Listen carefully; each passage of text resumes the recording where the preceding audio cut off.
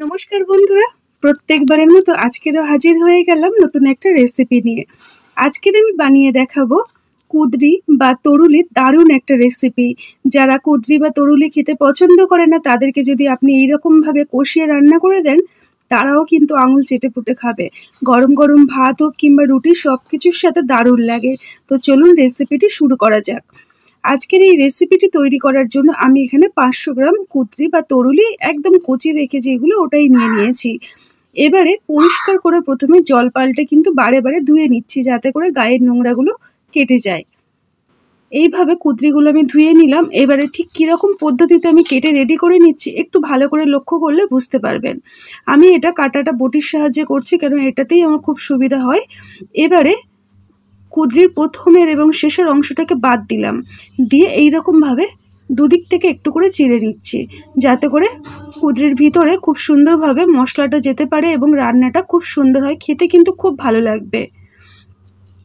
তো ঠিক একই রকম পদ্ধতিতে সমস্ত কুঁদরি বা তরুলিগুলোকে খুব সুন্দর ভালোভাবে এই রকম করে কেটে রেডি করে নিলাম।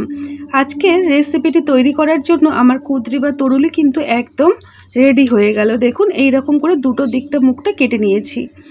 আর রেসিপিটি তৈরি করার জন্য আমার লাগবে একটা গোটা বড় সাইজের টমেটো, সেটাও এই রকম ছোট ছোট করে কেটে নিয়েছি। এবারে চলুন সরাসরি রেসিপিটিতে চলে যাই। আজকের এই রেসিপিটি তৈরি করার জন্য কড়াইতে আমি বেশ কিছুটা রান্নার তেল, আমি এখানে রিফাইন তেল নিয়েছি, আপনারা চাইলে যে কোনো ধরনের রান্নার তেল নিতে পারেন। তেলটা গরম হওয়ার পরে কুঁদরিগুলোকে দিয়ে দিচ্ছি। এই সময় গ্যাসের আঁচটা মিডিয়ামে রেখেছি। আর দিয়ে দিলাম 1/2 চামচ পরিমাণে লবণ। লবণটা ঠিক এই সময়টা দিলে কুঁদরির ভিতরে কিন্তু লবণটা যাবে, খুব সুন্দর টেস্ট হবে। তো চেষ্টা করবেন এই সময় লবণ দিয়ে ভাজার। এবারে কড়ার চারিদিকটা এভাবে ছড়িয়ে দিচ্ছি, যাতে করে কুঁদরির এপিট ওপিট ভালো করে লালচে করে ভাজা হয়।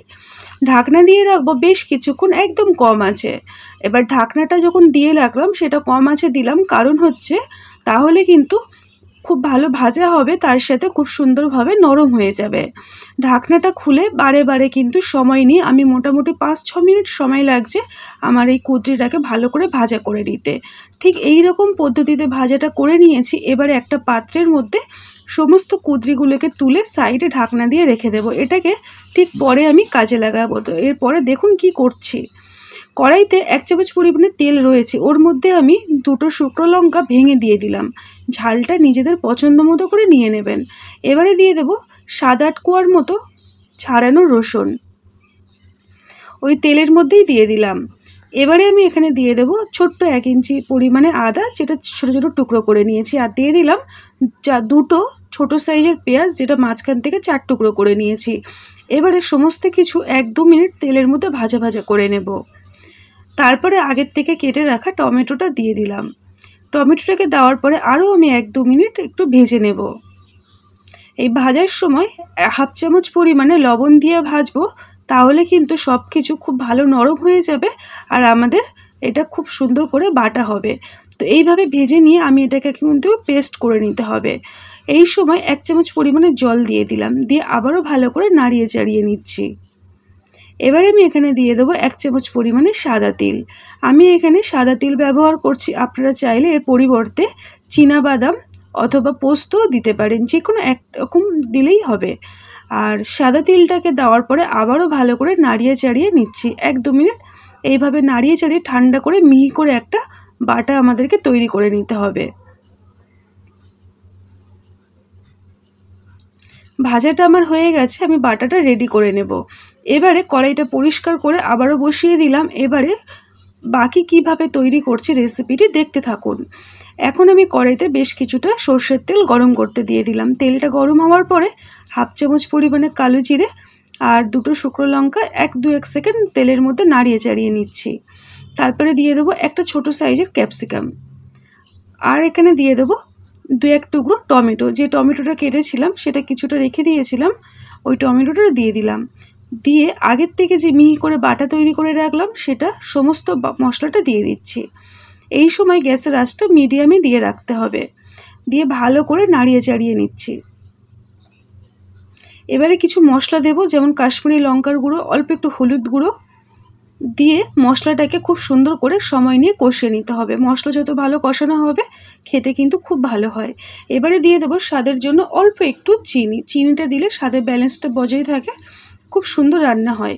এবারে মশলাটাকে কষাবো ঢাকনা দিয়ে যাতে করে মশলার কাঁচা গন্ধটা কেটে যায়। ঢাকনা দিয়ে রাখবো 1-2 মিনিটের মতো। ঢাকনাটা খুলে আবারও ভালো করে নাড়িয়ে চাড়িয়ে নিচ্ছি। এই সময় গ্যাসের আঁচটা মিডিয়ামে দিয়ে দেবো, দিয়ে মশলাটাকে তেল ছাড়া পর্যন্ত কষিয়ে নিতে হবে। এইভাবে যখন দেখব ওপরে তেলটা ছেড়ে দিয়েছে, তারপরে আগের থেকে ভেজে রাখা সমস্ত কুঁদরি বা তরুলিগুলোকে দিয়ে দিলাম।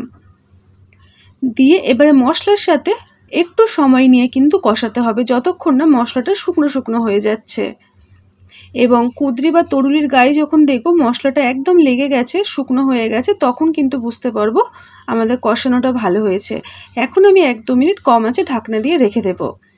ঢাকনাটা খুলে আবারও ভালো করে নাড়িয়ে চাড়িয়ে নিচ্ছি। অনেকটাই কিন্তু তেলটা ছেড়ে দিয়েছে, আর তলাতে কিন্তু কিছুটা হলেও শক্ত হয়ে গেছে। সেটাকে ভালো করে নাড়িয়ে চাড়িয়ে সমস্তটা ভালো করে ছাড়িয়ে নিচ্ছি। এবারে আমি এখানে দিয়ে দেবো 2 কাপ পরিমাণে উষ্ণ গরম জল। গরম জলটা দিলে স্বাদের ব্যালেন্সটা খুব ভালো থাকে আর খেতে কিন্তু খুব সুন্দর হয়, তাই চেষ্টা করবেন উষ্ণ গরম জলটা ব্যবহার করার। এবারে জলটাকে দিয়ে সমস্ত কিছু ভালো করে নাড়িয়ে চাড়িয়ে সেট করে নিচ্ছি। এবারে সবার শেষে দিয়ে দেবো স্বাদ মতো লবণ। যেহেতু আগে একবার নয় 2বার লবণের ব্যবহার হয়েছে, তাই লবণটা অবশ্যই টেস্টটা বুঝেই দেবেন। লবণটাকে দেওয়ার পরে সব কিছুর সাথে খুব ভালো করে মিক্স করে নিচ্ছি। ভালো করে নাড়িয়ে চাড়িয়ে নিয়ে এখন এটাকে ঢাকনা দিয়ে দেখো 5 থেকে 6 মিনিট একদম কম আছে। কিছুক্ষণ পরে ফিরে এলাম, ঢাকনাটা খুলে দেখাচ্ছি কালারটা কত সুন্দর চেঞ্জ হয়েছে। তবে এতটুকু জুস কিন্তু থাকবে না, রেসিপিটির জন্য কিন্তু একদম মাখা মাখা শুকনো শুকনো হবে।